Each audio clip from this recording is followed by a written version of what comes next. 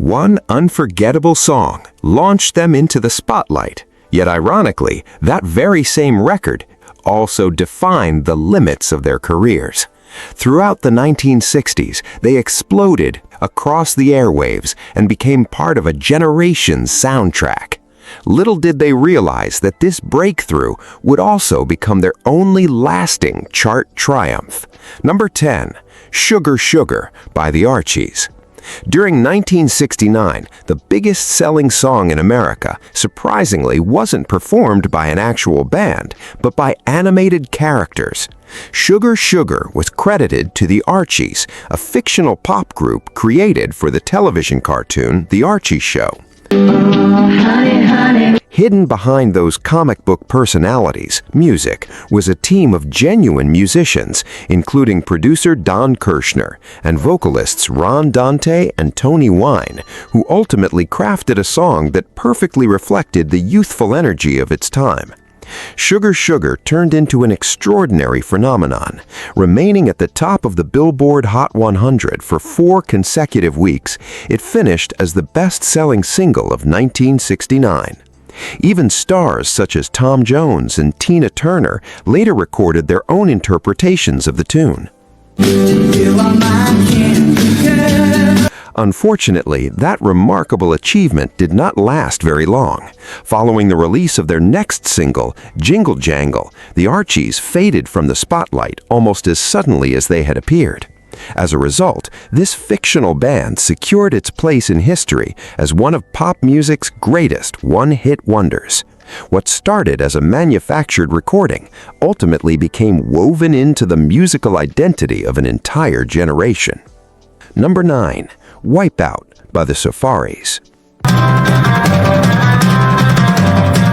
During the summer of 1963, as surf rock dominated the California coast, 4 teenage musicians accidentally recorded one of the most recognizable instrumental songs ever made, Wipeout. The band went by the name The Safaris, and they were still inexperienced performers when they assembled the recording. They simply needed a B-side for their single Surfer Joe. In the studio, drummer Ron Wilson suddenly launched into an explosive solo. Someone smashed a surfboard near the microphone for effect. Then a voice yelled, "Wipeout," and the title was born on the spot. That energetic performance raced all the way to number 2 on the Billboard chart and had audiences dancing across America. Although the Safaris never matched that achievement again and eventually disbanded just a few years later, Wipeout continued echoing throughout popular culture. It became far more than a successful single. It remains a snapshot of youthful freedom forever preserved on vinyl. Listening to it now feels like stepping back into an endless summer where surfing, rock and roll, and teenage rebellion appear destined to last forever. Number 8, Spirit in the Sky by Norman Greenbaum. As the 1960s came to a close and psychedelic music had already transformed rock, an unexpected song emerged out of nowhere, Spirit in the Sky. Norman Greenbaum, a bearded musician from California, completed the lyrics in only 15 minutes after seeing a television performance of a country artist singing a Christian hymn. From that unlikely inspiration, an unusual blend of fuzz guitar, gospel influences, and boogie rhythms came to life, anchored by a gritty, distorted guitar riff and soaring female backing vocals that seemed lifted straight from a Southern church choir. Although it arrived in December 1969, Spirit in the Sky truly exploded in popularity during 1970. It climbed to number 1 across multiple countries, sold millions of records, and provided Greenbaum with decades of financial security through the royalties the song continued to earn. Sadly, he never managed to recreate that incredible success. His follow-up release, Canned Ham, attracted little attention and quickly disappeared from the charts. By 1972, after losing his recording contract and searching for a new path, he stepped away from the music business and accepted work as a cook in California. His story remains proof that one extraordinary recording can be enough to leave a permanent mark, shining brightly every time listeners hear it again. Number 7, Eve of Destruction by Barry McGuire. Tell me over and over. In 1965, while the world wrestled with war, racial conflict, and the constant threat of nuclear disaster, Barry McGuire introduced Eve of Destruction, a song that sounded like the headlines bursting into flames. On the eve of destruction. Delivering every lyric with his unmistakably raspy voice, including the unforgettable line, "You're old enough to kill but not for voting," McGuire transformed that uncertainty into a fearless musical statement. The response was immediate and deeply controversial. It became the very first protest song ever to reach #1 on the Billboard Hot 100. Several radio stations refused to broadcast it because they considered its message too pessimistic. Meanwhile, other performers attempted to counter it with more patriotic recordings, but none of them could diminish that enormous influence. For countless young listeners, Eve of Destruction became the perfect reflection of the turbulent times they were experiencing. You can't bend the truth. It answers to no authority. Although Barry McGuire never returned to the top 40 after that, a single unforgettable hit secured his legacy as a fearless voice of protest. Listening to it today transports us to an era when the world seemed to be falling apart, and one man with a trembling voice chose to sing the painful truth aloud. Number 6, In the Year 2525 by Zager and Evans. During 1969, while humanity celebrated its journey to the moon, an unlikely song from rural Nebraska encouraged listeners to gaze far into the future instead of the heavens. In the Year 2525 came from Zager and Evans, an obscure duo who, despite lacking major record labels or expensive music promotion, transformed a haunting musical prophecy into an international phenomenon.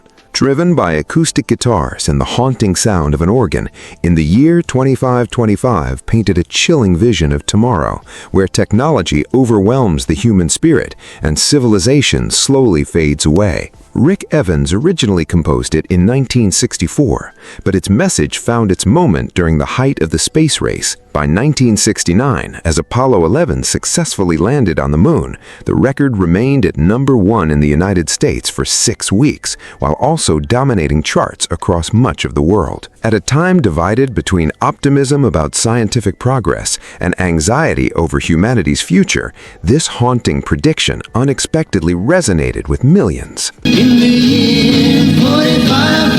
Unfortunately, lightning never struck twice. After their signature hit, Zager and Evans quickly disappeared from public attention. Their follow-up release, Mr. Turnkey, failed to capture the public's imagination. By 1971, the partnership had come to an end, permanently earning them a place among history's greatest one-hit wonders. Still, the song's message refused to disappear from the collective imagination.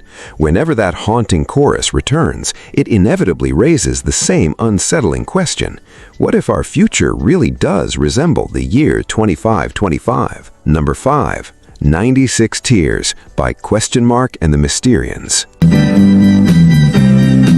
Built around a memorable Farfisa organ riff and only a few simple chords, 96 Tears unexpectedly exploded into one of 1966's defining anthems. Created inside a basement in Michigan, it was written by a group of young Mexican-American musicians fronted by the mysterious who eventually made the unusual decision to legally adopt the punctuation mark as his name.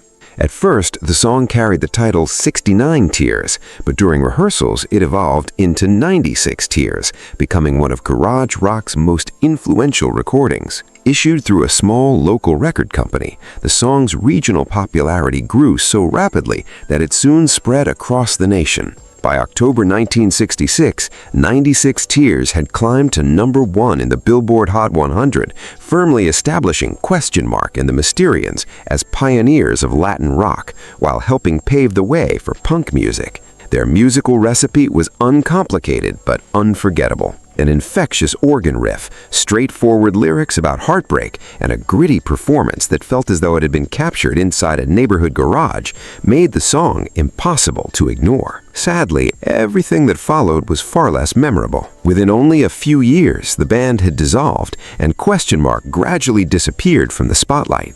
Even after all these decades, 96 Tears remains both the perfect heartbreak anthem of its generation and an early spark that foreshadowed an entire musical revolution. Number 4. Black is Black by Los Bravos. I want my baby back. During 1966, a band bringing together talent from Madrid and London managed to break through barriers that few non-English acts had ever crossed. Los Bravos became the very first Spanish group to achieve major international chart success with their explosive debut single, Black is Black.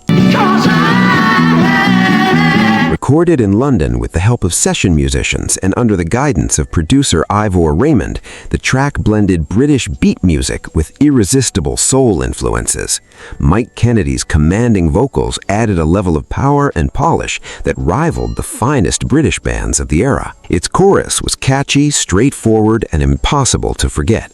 Black is black, I want my baby back. Thanks to their contemporary sound and the bold choice to perform in English, Los Bravos accomplished what had once seemed impossible. The single climbed to number 4 in the United States, number 2 in the UK, and topped the charts in Canada. Never before had a Spanish band reached such extraordinary international heights, opening opportunities that previously had appeared beyond the reach of Hispanic artists. Their rise happened almost overnight. Radio stations throughout North America embraced the record, while in Spain, Black is Black went on to sell more than 2 million copies. Sadly, their moment at the top proved to be short-lived. Although additional singles followed, none managed to equal the impact of their unforgettable debut. Then, in 1968, heartbreak struck the group. Keyboardist Manuel Fernandez lost his wife in a tragic accident, and not long afterward, he tragically took his own life, leaving behind a heartbreaking farewell note. From that point forward, the band was never the same. Mike Kennedy continued performing as a solo artist, while Los Bravos eventually brought their journey to an end. Nevertheless, Black is Black has endured as a timeless classic, a recording that carried Spanish rock onto the world's biggest stages and demonstrated that talent and determination could overcome any language barrier. Number 3. Green Tambourine by the Lemon Pipers. As 1967 drew to a close with psychedelic music flourishing everywhere and pop searching for its next bold direction, an unusual recording arrived that blended countless influences into one unforgettable sound. Green Tambourine by the Lemon Pipers was vibrant, whimsical, and unmistakably psychedelic from beginning to end. Its sound blended electric sitars, swirling psychedelic effects, and dreamy string arrangements. Hidden beneath those colorful studio textures was an irresistibly catchy melody that listeners could remember after a single listen. Was crafted by producer Paul Lecca alongside lyricist Shelley Penns. The lyrics followed a humble street performer earning a few coins with his tambourine, inspired by an actual scene witnessed on the streets of New York. After arriving in November 1967, the single wasted little time finding its audience. By February 1968, it had climbed to number 1 in the United States while selling well over 1 million copies. It also became Buddha Records' first blockbuster success, helping to define the emerging bubblegum pop movement. In many ways, Green Tambourine represented the unusual moment when psychedelic rock crossed over into mainstream pop with remarkable success. Drop your silver in my tambourine. Yet, behind the commercial triumph, disappointment quietly lingered. The Lemon Pipers, 5 college students from Ohio, had always envisioned themselves as a serious psychedelic rock group. Inspired by bands like Jefferson Alien Trip, they spent their nights performing extended jams in neighborhood clubs. Everything changed once they signed with Buddha Records because the agreement required them to record whatever material the producer selected. The producer's instructions left no room for negotiation. Green Tambourine or nothing. With obvious hesitation, the band agreed to record it. Before they knew it, they were sitting above both the Beatles and the Rolling Stones on the charts. Despite the success, something about it never felt authentic. They continued releasing bubblegum singles such as Rice is Nice and Jelly Jungle. None of those follow-up records ever matched the extraordinary impact of their breakthrough hit. Frustrated by performing songs that no longer reflected their artistic identity, the group's unity quickly unraveled. By 1969, the Lemon Pipers had officially gone their separate ways. Today, Green Tambourine stands as a perfect reflection of the contradictions that defined the 1960s. Creativity versus commerce, artistic freedom versus commercial formulas, vibrant imagination versus growing disillusionment. The song balanced effortlessly between psychedelic rock and bubblegum pop before disappearing like a colorful dream drifting into the sky. Number 2. San Francisco by Scott McKenzie. During the Summer of Love in 1967, countless young Americans made their way toward California, searching for a new life built around peace, love, and music. Accompanying many of them on that journey was a song that served almost like a musical lighthouse. San Francisco, Be Sure to Wear Flowers in Your Hair by Scott McKenzie. Penned by John Phillips of the Mamas and the Papas, the song came together in roughly 20 minutes as a promotion for the Monterey Pop Festival. Instead, it grew into the unofficial anthem of the entire hippie generation, built around a tender melody, elegant orchestration, and Scott McKenzie's soothing vocals. The song gently offered a simple invitation. If you're traveling to San Francisco, wear flowers in your hair. There, a welcoming community of peaceful souls will be waiting to greet you. Rather than simply being another ballad, it became a quiet anthem of peaceful resistance. During the darkest days of the Vietnam War, it offered listeners a rare sense of optimism. Its popularity spread almost instantly across the globe. It climbed to number 4 in the United States, while reaching number 1 in the United Kingdom, Germany, Ireland, New Zealand, and ultimately selling more than 7 million copies worldwide. Even with all that success, Scott McKenzie was never able to recreate it. Following the song's incredible popularity, his record company reissued earlier recordings and released several new singles. None of them managed to capture the public's imagination again. As a result, his career became forever linked to one unforgettable recording. San Francisco is far more than a chart-topping hit. It managed to capture the public's imagination again. As a result, his career became forever linked to one unforgettable recording. San Francisco is far more than a chart-topping hit. It remains the defining soundtrack of the Summer of Love. Even decades later, that musical time capsule reminds us every time it plays that another kind of world once seemed possible. A world built on peace, love, and yes, flowers resting gently in our hair. Now, I'd love to hear from you. How old were you, and what was happening in your life when you first discovered these unforgettable songs? Share your memories in the comments, because we'd love to read every one of them. Number 1. Inagata da Vida by Iron Butterfly. In 1968, as psychedelic rock reached its boldest and most experimental phase, one California band shattered expectations with a recording that felt almost endless. Inagata da Vida by Iron Butterfly. Running for an astonishing 17 minutes, it occupied an entire side of the original LP. Its sound was hypnotic, powerful, and unapologetically heavy. The famous title emerged from an unforgettable accident. The phrase, "in the Garden of Eden," slurred by keyboardist Doug Engel after a few drinks, unexpectedly transformed into Inagata da Vida. The unusual wording remained unchanged forever. Built around a repetitive bass line and hypnotic guitar riff, the composition unfolded into a remarkable musical journey filled with organ improvisations, fuzzy guitar passages, and one of the longest, most celebrated drum solos in classic rock history. Lyrics were almost unnecessary because the music itself carried the entire experience. More than just a rock song, it became an electrified psychedelic ritual that helped shape hard rock, planted the earliest seeds of heavy metal, and inspired progressive rock for years to come. Although the single only reached the top 30, the album itself became the real phenomenon. Inagata da Vida sold over 4 million copies in the United States alone, ranked among the best-selling albums of 1969, and remained on the charts for an incredible 140 weeks. With that achievement, Iron Butterfly secured its place in rock history. Eventually, internal conflicts and changing musical trends slowly began to weaken the band's momentum. Guitarist Eric Braun departed first. Later, Doug Ingle also chose to leave the lineup. By 1971, Iron Butterfly had officially come to an end.